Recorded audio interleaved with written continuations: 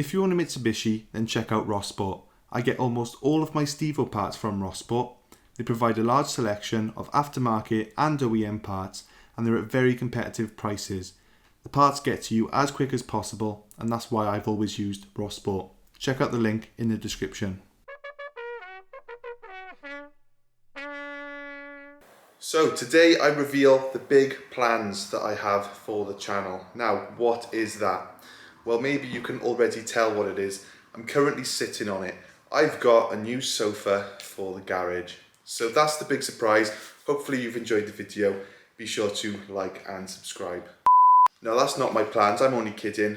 What I am going to show you today is a list of parts that I've ordered. I'm also then going to explain why I've ordered those parts, what my goals are. I'm going to show you the parts that have already arrived. Now, before we go any further, all of the parts I'm using in this build have been purchased from rossport.com. So if you're looking for any Evo parts, no matter what country you are in, be sure to contact rossport.com. The link is down in the description. Thank you, Rossport. You've been a great help in my plans. Now, let's have a look at the parts I've actually ordered, and then I'm going to explain to you my plans. So, just a little list of the main things.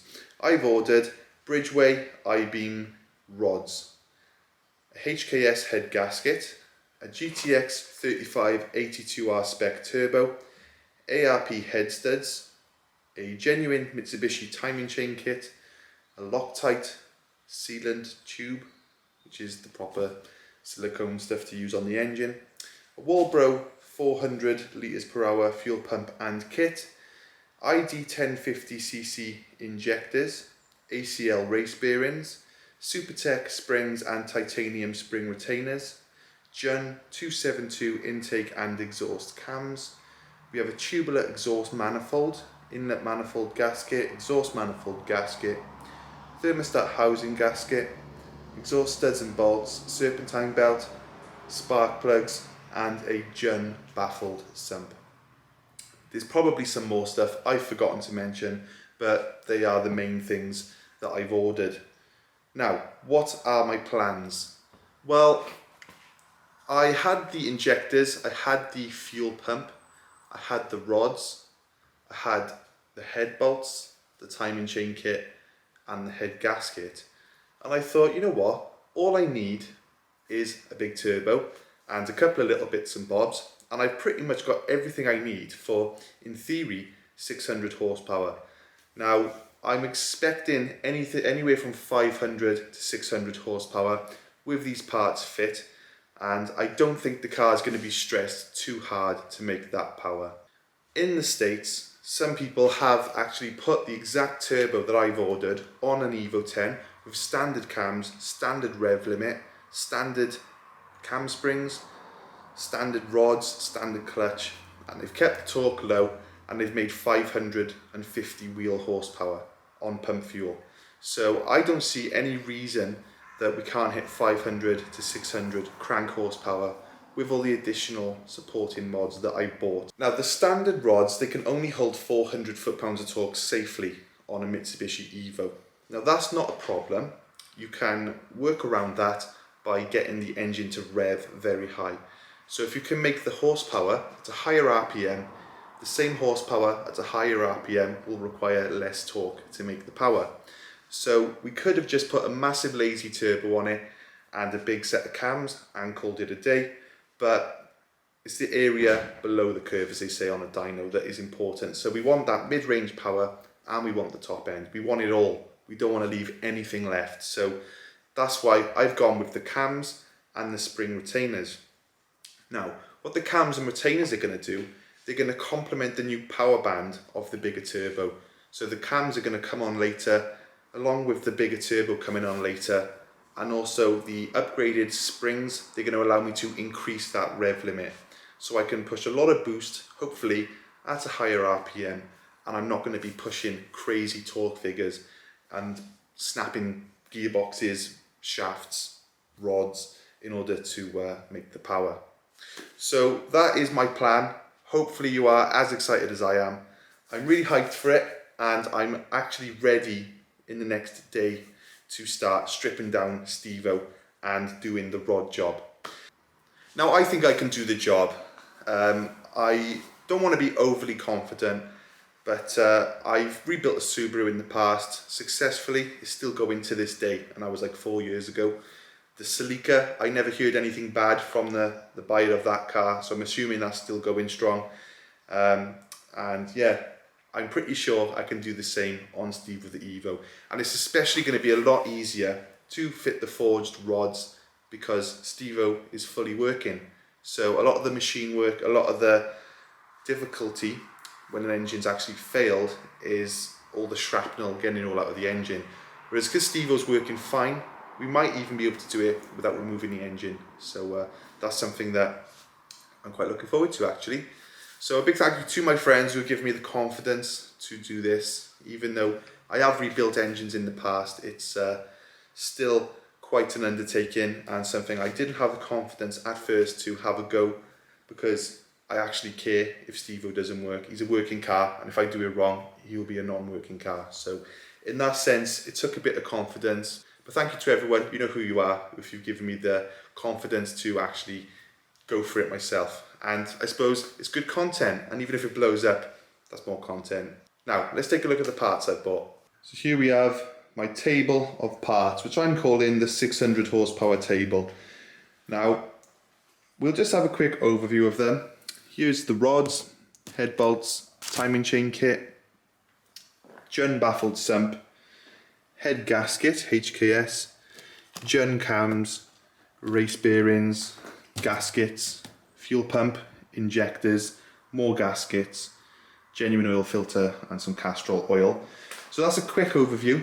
Now let's take a little bit more of an in-depth look at some of the parts. The forged Conrods.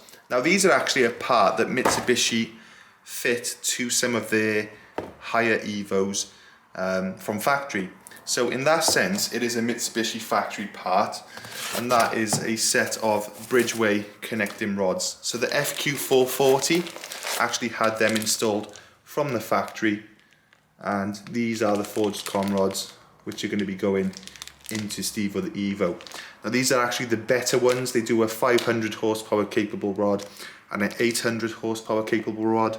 These are the 800 horsepower capable rods, but I don't think Stevo's going to be making that much power. There's way too many things going to be holding him back, but it's nice to know that the rods can handle 800 brake if needed.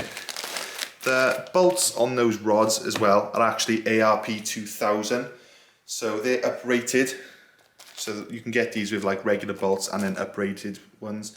So they're the uprated bolts. Here we have the Jun camshaft. I've had a little look at these already.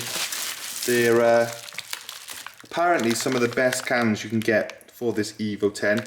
Now Jun are a proper JDM brand. They make Japanese, well, they're in Japan, and they have a race car Evo, so they are really a good company to be buying Evo parts from. Now Jun is also the same brand of my baffled sump, which we'll take a look at in a bit. But yeah, the cams, not really much to look at to the untrained eye, which is myself.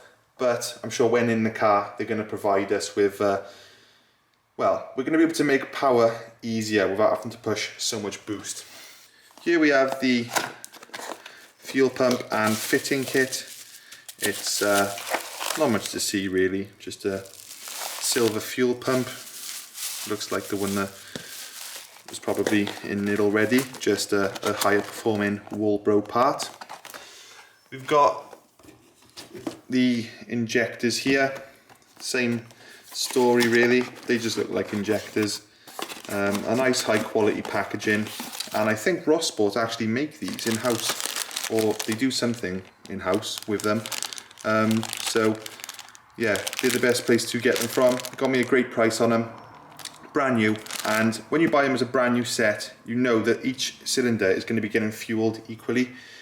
When you buy a second-hand set, that is something that can contribute to your engine sort of perhaps blowing up. If you get a set where one of the injectors isn't working properly or a bit dirty, it's not really worth taking the risk for something so critical. ACL Reace Bearings.